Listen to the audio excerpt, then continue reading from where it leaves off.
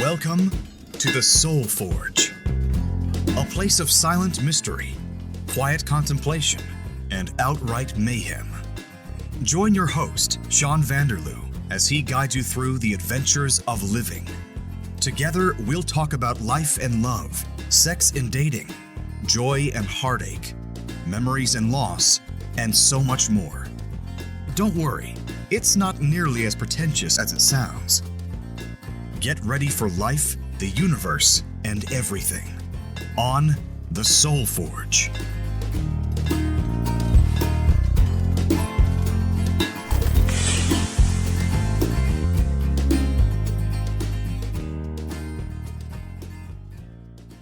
Hey folks, today's episode is sponsored by wearedapperties.com. Go to wearedapperties for all your tie needs and put in promo code RUSTED. Get free shipping. All right, let's do the show. Lock the gate!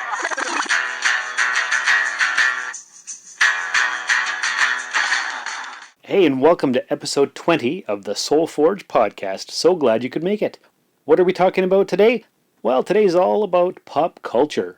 Why are we talking about pop culture? Well, I got some excitement today in the mail. Last week, I ordered some new business cards for the podcast. But not only did I order them for the Soul Forge podcast, I also ordered them for the Rusted Robot podcast. The Rusted Robot Podcast. Think about it. The Rusted Robot podcast has been going for nearly 4 years, and I've ordered business cards in the past, I think 3 separate sets, and I tweak them all the time. This time what I did was I ordered one set of business cards, but double-sided. Both podcasts are represented on one business card. So when I hand it over to somebody, no matter what side they look at, they're looking at a podcast that I'm part of.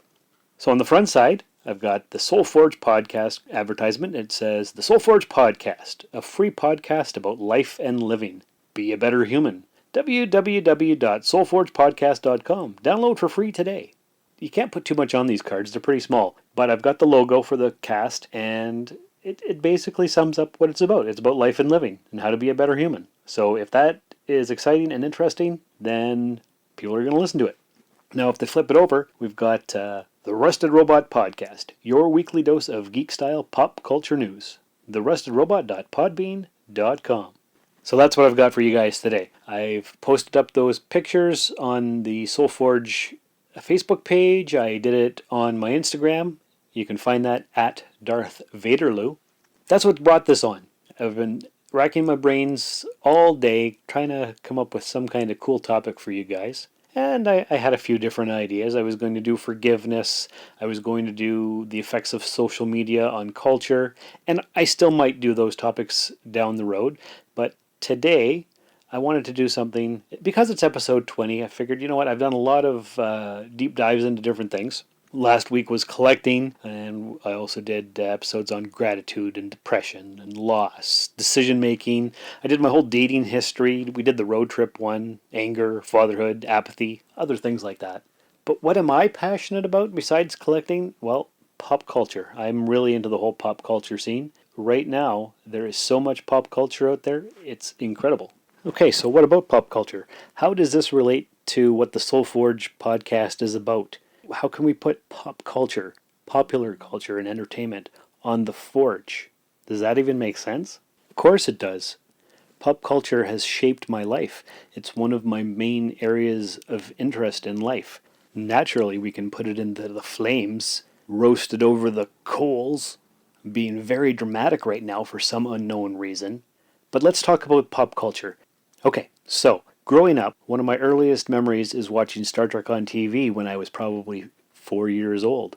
I don't remember what the episode was, but that's what I watched. And I remember watching Polka Dot Door, and I remember watching Today's Special, and of course all the cartoons, Thundercats, Voltron, G.I. Joe, Who's the Boss I watched, Growing Pains, all that stuff. Johnny Quest, so many different shows. Dr. Snuggles, do you guys remember Dr. Snuggles? So I was always a big TV kid. Now, in previous episodes, I've talked about Cannon, my stepdad, and his big love were westerns and football. And because I didn't like him because he was not a good person, not a good stepdad, if you will. Naturally, I hated football and westerns because he would come in, take over the TV, and whatever I was watching would just disappear because he didn't care. Therefore, football became synonymous with sports, and I know sports are big into pop culture for most people. That's all people talk about. I don't care about any kind of sport whatsoever. Sometimes I wish I did, because remember in last week's episode I said I used to collect baseball and hockey cards. And when the hockey season comes out, I'll listen on the radio during the news updates who's winning the Stanley Cup playoffs or whatever, or who's in the lead for the World Series of Baseball. But I don't watch it. I just have a vague peripheral knowledge of what's actually happening. So thanks, Canon. I don't watch sports or really care about them all that much. However, westerns I have gotten into a little bit in the last 7 or 8 years.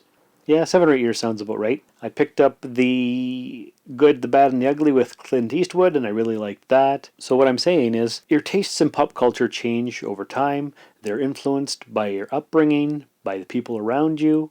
Remember last week again, I was in a big competition with my friend Andrew because he was collecting the Star Trek stuff, the action figures, and I had to have more than him. Well, that's part of this. We would talk about different things in the schoolyard, the different Star Trek episodes. I remember he went and saw, and this he must have been what, we were 11, we're a week apart for our birthdays, and he's a week older than I am. And I remember him talking about having gone to see RoboCop in 1987. 11 years old he would have been when that movie came out, and it is super, super violent. But he was talking about it in the schoolyard and explaining it, and I was like, that sounds like the coolest thing ever. And I don't even remember the first time I ever ended up watching RoboCop, but it's one of my favorite films. Andrew and I have a similar taste in different things. One of our favorite TV programs, and I think one of the best TV series of all time actually, happens to be Babylon 5. This is the story of the last of the Babylon stations. The year is 2258. The name of the place is Babylon 5. It's about an Earth station in neutral territory in space, and it's kind of a neutral territory for aliens to meet up, do business, have diplomatic relations, and of course it's the humans that bring everybody together. And that's what pop culture does. It brings society together. That used to be the thing when there was only 3 channels. What were they? CBS, ABC, and NBC? And people would talk about what happened on TV last night around the water cooler. I guess if you had an office in the water cooler. I don't think I've ever worked in an office where there was a water cooler, but that was always the cliche. Who shot JR? Luke and Laura's Wedding, the Roots miniseries, all these things that happened in the 70s and 80s, and even the 90s a little bit. And then there was more and more channels, and society kind of got fragmented. I always joke that I blame the internet for wrecking society. Is that true? I don't really know. We know so much more information now because the internet's on our phones, it's in our homes, it's everywhere. Wi-Fi, cable modems, and whatever. I'm not sure of the technology. I'm sure people still have dial-up modems somewhere. They must still exist. I don't really know. But the point is that technology is so advanced. We have access to 24-hour-a-day information. You're not far away from it. It's just always there. It's a pop culture overload. It's a news overload. So what we need to do, I think, is go back to, let's say, 1992, before the internet really took hold in, 94, 95? And we didn't have all that information. We didn't know what was going on all the time, and I think we were better people for it. Maybe that's not true. I don't really know. Because it's also a great thing to have all this information because we can communicate better with people around the world, and we have more information. You can't really hide anything. All that police brutality and racist groups and all this stuff, they can't hide anymore. So that's a good thing. That's more of a social media thing, I guess, not really pop culture. So let's talk about pop culture. Star Trek is back on the air after 12 years. The last Star Trek series was Star Trek Enterprise, and it ended in 2005, and then we had nothing until this past September 2017 when Star Trek Discovery aired, and now there's been 6 episodes, and it's really very divisive. There's the old school Trekkies, and the new school Trekkies and people who have they're very opinionated.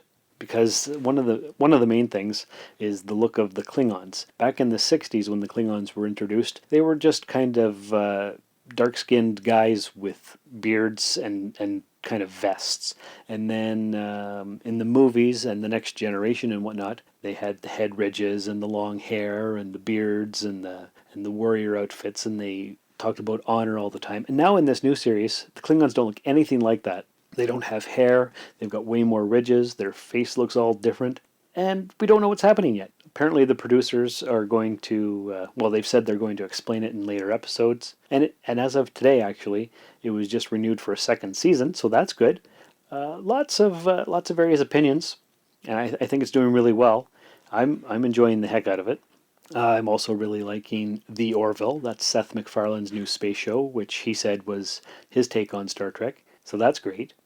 Last year, This Is Us came out, and it's a really, really popular show. It's not sci-fi or anything like that. It's a family drama, different time periods and whatnot. And that's super popular. The Outlander is really popular as well. That's another time travel thing where there's a lady and she splits her time between the 19th century and the 17th century. I've seen a few episodes of that. Of course, The Walking Dead just came back for season 8, and that's always great. It's a show that you either love or you can't stand. I tend to love it overall, even though some of the seasons aren't the best, but generally I really like it. Stranger Things came on Netflix last year, and that was a juggernaut. That was huge. Season 2 is almost here. What else have we got going on? Well, The Punisher is going to be on Netflix on November 17th. That's a TV series, 13 episodes in the Marvel Universe. We've already had a couple seasons of Daredevil, and we had Jessica Jones and Iron Fist and Luke Cage, and they did their team up in Defenders. All very good series. I tend not to like Jessica Jones, but I really liked Iron Fist. But most people didn't like Iron Fist and love Jessica Jones. So that's another thing with pop culture. Everybody has their own opinion. Everybody feels the need to share their opinion. Oh, you're wrong for liking this, or how could you defend that series' creative direction? So there's always something. There's always something going on. How do we let pop culture define who we are as people? Well, we don't have to. Like, there's the whole Star Wars better than Star Trek. And I've gotten into those debates, and I don't really think there's any quantifiable way to actually say what's better. They're different. They're not the same thing. Star Wars and Star Trek aren't even close to being the same. The only thing that they have in common is that they take place in space, and that's pretty much it. But people don't realize that, and they always have to find a fight for something. I don't know why. What does that say about the human race as a species? We're always fighting over things, and we don't have to. We could just all get along, but we don't. Did I tell you guys I picked up a couple records this past week? Maybe it was 2 weeks ago now. I don't remember. I picked up a Neil Young record that just came out in September. I actually got it on vinyl. I haven't listened to it yet because my record player is actually a piece of crap and I need to get a new one. But I picked up the new Neil Young record and I picked up the latest Kesha CD. So there are my various musical tastes. They're very different, very eclectic. I was always made fun of back in my university days for liking all the female singers. That's what my roommates always harassed me. But you know what? I like what I like, and that's my choice. You're allowed to like what you like. You don't have to like what I like. Just looking around my room, I'm realizing that it's actually covered in pop culture stuff. On my bookshelf, I can see a comic version of the classic Star Trek, the original series episode, The City on the Edge of Forever. Above that is a Weird Al book, an Elon Musk biography. I've got a novel that was written by David Duchovny, who played Mulder in the X-Files series. I've got a model of a Star Fury, which is a spaceship from Babylon 5. And laying beside that is Mumra, the evil character from Thundercats. On the opposite side of the room, I've got a whole stack of CDs. I've got a shelf filled with Star Wars Lego, and behind the Lego are several Bishop action figures. And Bishop is the name of my son, and there are various different pop culture Bishops that I have collected over the years. Mostly Bishop from the X-Men, but there's also Bishop the android from the Alien movies. I've got a poster of Michonne from The Walking Dead leading her zombies. And then there's my whole Funko Pop vinyl figure collection. Just looking at what I have, I've got a Voltron, a William Wallace from Braveheart. I've got the Dude from The Big Lebowski, K9 from Doctor Who, K2SO from Star Wars. I've got the Flash. I've got Ren and Stimpy, and a whole bunch more that I can't actually see from where I'm sitting. So maybe it makes me think that I'm actually in the bedroom of a 14-year-old boy instead of a 41-year-old man. What does that say about me? I don't know. I've got a whole shelf filled with comic books that I've been purchasing over the years. So I like pop culture. I guess you could say that defines who I am as a person, although it doesn't define me. Does that make sense? The things we like do not define us, but they give meaning to our lives. At least I hope so. The one thing I have learned from pop culture experiences is that it's not always easy to change what you love. For example, years and years ago, I thought, you know what, I like all this stuff, comic books and sci-fi and whatever. I should try to put some culture into my life. So what did I do? I went on a series of movie watching experiences where I would watch all the Oscar films. I think it was, this must have been 10 years now, and I watched There Will Be Blood and No Country for Old Men and those kind of things, like the really big-time Oscar films and whatever was being lauded for whatever was at the Cannes Film Festival and those things, serious movies. So I tried to like them, and nope, didn't like it. But I thought I should. I should add some culture, get a different perspective, and every time I go out of my way to watch something that normally I wouldn't like, 9 times out of 10, I still don't like it. But there are those times when you accidentally hit upon something and discover it, and it's like, whoa, that is fantastic. 20 odd years ago, I heard about The Shawshank Redemption. I'm like, well, that sounds like a crappy ass movie. But I watched it, and it's one of my favorites now, because you can't judge something by the title. That's what I learned. So, enough about all that. I have an author recommendation for you folks, and it's one of the same things. I had once heard about this book called Tuesdays with Morrie. It was super popular, and everybody was talking about it, and I just steered away from it. But then I came across this book called The 5 People You Meet in Heaven. I'm like, well, that sounds interesting. So I read it, and it was a super fast read. It only took a few hours. And it turned out it was by the same guy who wrote Tuesdays with Morrie. And that author's name is Mitch Albom. I think I've got almost all of his books. He did The Timekeeper's Daughter, I believe it's called. I don't have the books in front of me. They're downstairs on the shelf. But Tuesdays with Morrie, The 5 People You Meet in Heaven, The First Phone Call from Heaven, I think was another one. Anyway, he's got a good half dozen or more, and they're all very fast reads, and I highly recommend checking out Mitch Albom if you're looking for something kind of quirky, but with a deeper meaning. So look that up. All right, so I realized this was a little bit of a rambly episode. I have lots of various thoughts on pop culture and how it affects our life and different things. I think maybe I'll have to get into a more in-depth episode on social media and how that affects our consumption of pop culture, the news, the world around us, and that kind of thing. So that'll come along eventually. But I just wanted to thank you guys for coming along and being here. I've got a new end closing theme. I don't know what you call it. End credits, maybe? Anyway, I got my friend Shane to record a different ending for the podcast. Hope you'll stick around to listen to that. It's always appreciated if you leave a review in Apple Podcasts or the iTunes Store or the Stitcher website or whatever you use to listen to podcasts. If you could leave a review for me and let other people know about it, that would be fantastic. And remember, you don't need to create a masterpiece every day. You need to get some oil on the canvas every day. This has been another episode of the Soulforge Podcast with Sean Vanderloo. If you'd like to contact the show, email us at soulforgepodcast@gmail.com. We are Soulforge Pod on Twitter. You can follow Sean on Twitter and Instagram at Darth Vaderloo. Please rate and review us in Apple Podcasts or the podcatcher of your choice. To support the show for as little as $1 a month, visit patreon.com/Darth Vaderloo. Thanks for visiting the Forge. We will see you for the next episode.